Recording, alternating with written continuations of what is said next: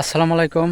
দেশ ও দেশের বাইরে যে যেখান থেকে আমার এই ভিডিওটা দেখতে লাগছেন সবাইকে অনুরোধ রইল পুরা ভিডিওটাই দেখার জন্য, তাহলে বিস্তারিত বুঝতে পারবেন। আমি আজকে আসলাম মালয়েশিয়ার কলিং ভিসার সম্পর্কে কিছু তথ্য জানানোর জন্য, বা অনেক ভাই জানতে চেয়েছে, অনেক ভাই কোশ্চেন করছে, কোন কোশ্চেনের মাধ্যমে জানতে চেয়েছে ভাই আমাদের পেপার অনলাইন হয়েছে বা কারো ভিসা আপনার কলিং পেপার আসছে, কারো ই ভিসা হয়েছে এখনও মেন পাওয়ার হয় নাই। তাই এই সংক্রান্ত কিছু তথ্য আমি আপনাদেরকে জানাইব। তাই অনুরোধ রইল পুরো ভিডিওটাই দেখার জন্য। আর ভিডিওটা দেখার পরে যদি ভালো লাগে অবশ্যই চ্যানেলটা সাবস্ক্রাইব করে দিবেন, পাশে থাকা বেল আইকনটা অন করে রাখবেন। আর এই সমস্ত নতুন ভিডিও ছাড়ার আগে জানি সবার আগে আপনার কাছে ওই নোটিফিকেশনটা পৌঁছায়। আর সাবস্ক্রাইব যদি অলরেডি করে থাকেন তাহলে অবশ্যই আপনাকে অসংখ্য ধন্যবাদ। পেজ থেকে দেখলে পেজটা ফলো দিয়ে বেশি বেশি শেয়ার করে সবাইকে দেখার সুযোগ করে দেবেন। আর সবাই অবশ্যই বেশি বেশি শেয়ার করবেন ভিডিওটা। আপনার শেয়ারের কারণে হয়তো একটা ভাইয়ের অনেক বড় উপকার হইব, আর তার যদি একটু উপকার হয় সে অবশ্যই ভালো লাগবে তার, আর সেই তার পাশেই আমার এই ভিডিও করাটা সার্থক হইব। তাহলে চলুন ভাই মূল কথায় চলে যাই। এক ভাই বলছে ভাই আমার পেপার অনলাইন হয়েছে, তাহলে আমি কি আসতে পারবো? তবে ভাই এখন আসা আর না আসা একান্তই এটা নির্ভর করব আপনাদের উপর, বা এবং আপনার যে দালাল, আপনাদের যে এজেন্সি তাদের উপরে। তারা মনে করেন আপনার পেপার অনলাইন হয়েছে, বা এক ভাই বলছে বলে ভাই আমার কলিং পেপার আসছে, আরেক ভাই বলছে আমার ই ভিসা হয়ে গেছে।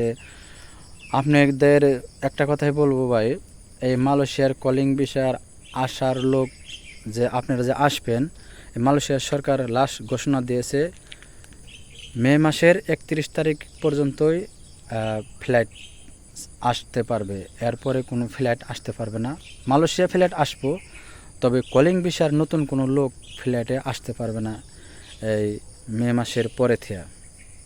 তাই আপনাদের যাদের পেপার হয়েছে বা আপনার অনলাইন হয়েছে, ই ভিসা বেরিয়েছে, কলিং পেপার হয়ে গেছে, আপনার সব কিছু অলরেডি হয়েছে কিন্তু শুধু টিকিট হয় নাই, তবে 31 তারিখের পরে আপনার টিকিট কেটে দিলে কখনোই আপনি আসতে পারবেন না, বা আসার কোনো অনুমতি নাই, থাকবো না তখন। তাই ভাই আমি আপনাদেরকে এই ভিডিওর মাধ্যমে সব কিছুই ইনশাল্লাহ চেষ্টা করবো আর কি বোঝানোর জন্য। আপনারা একটু ধৈর্য সহকারে ভিডিওটা দেখবেন। এই জন্য আমি একটু নিরাপত্তা স্থানে আসছি ভাই। এখন মনে করেন আপনাদের যাদের পেপার অনলাইন হয়েছে, এরপরে কলিং পেপার বাইরেছে এবং কি ই ভিসা হাতে পাইছেন, আপনারা যত রকমের পেপার যত কিছুই থাকুক, আপনার মে মাসের 31-এর আগে আপনার টিকিট কাইটা অবশ্যই আপনাকে ফ্লাইট দিতে হবে। যদি আপনি মে মাসের 31-এর আগে যদি আপনি আসতে পারেন, বা 31 তারিখেও যদি আপনার ফ্লাইট হয়, ওই টাইমের আগে যদি আপনি মালয়েশিয়া এসে পৌঁছান, তাহলেও আপনি ইমিগ্রেশন পার হইতে পারবেন। ওকে, পার হইতে পারবেন। আর যদি 31 তারিখের পরে আপনার, যেমন মে মাসের পরে যে জুন মাস আসবো, জুন মাসের 1 তারিখে যদি ফ্লাইট দেয়, আপনার ওই ফ্লাইট কখনোই আপনার ইমিগ্রেশনে অ্যালাউ করবে না, বা ইমিগ্রেশন আপনার পাস হইতে দেব না। তাই আপনারা একটা কথাই মনে রাখবেন, আপনাদের যে যারে ধরছেন, কেউ সরাসরি অফিসে যোগাযোগ করছেন, কেউ গ্রামের দালাল ধরছেন, যার মাধ্যমে যেভাবেই ধরছেন, বা কেউ কারো আত্মীয় ভিসা পাঠাইছে কাউরে ধইরা, যাই বলুক, আপনার যদি আপন ভাইও ভিসা পাঠিয়ে থাকে, তাও আপনাদেরকে অনুরোধ করে বলবো ভাই, আপনারা মে মাসের 31-এর আগেই আপনারা ফ্ল্যাটে আসার চেষ্টা করবেন, কিন্তু পরবর্তীতে আপনারা ফ্ল্যাটে আসতে পারবেন না। হয়তো আপনার আপন লোক বলবো বলে কিটা কইছে এই কথা, এই কথার কোনো ভিত্তি নাই, কোনো বিকল্প নেই না ভাই, কারণ সে বললে তো হবে না। কারণ এটা বর্তমান মালয়েশিয়ার সরকারের ঘোষণা দিয়েছে যে এই দেশের যে সরকার, যে দেশ পরিচালনা করে, অলরেডি ঘোষণা দিয়েছে মে মাসের 31 তারিখের ভিতরে সম্পূর্ণ লোক যারা আসতে পারবো তারাই শুধু আসতেই পারবো, আর যারা বাকি থাকবো তারা কখনোই আর আসতে পারবো না। এরপরে যদি পরবর্তী কোনো নির্দেশ দেয়, সেটার অপেক্ষায় থাকা লাগবে। এখনও নতুন করে কোনো ঘোষণা হয়নি, বা যে ঘোষণা দিয়েছে 31 তারিখ পর্যন্ত, ওই তরি এখনও ওই পর্যন্তই আছে, নতুন করে কোনো ঘোষণা এখনও দেয়নি। তাই আপনারা চেষ্টা করবেন ওই টাইমের আগেই আসার।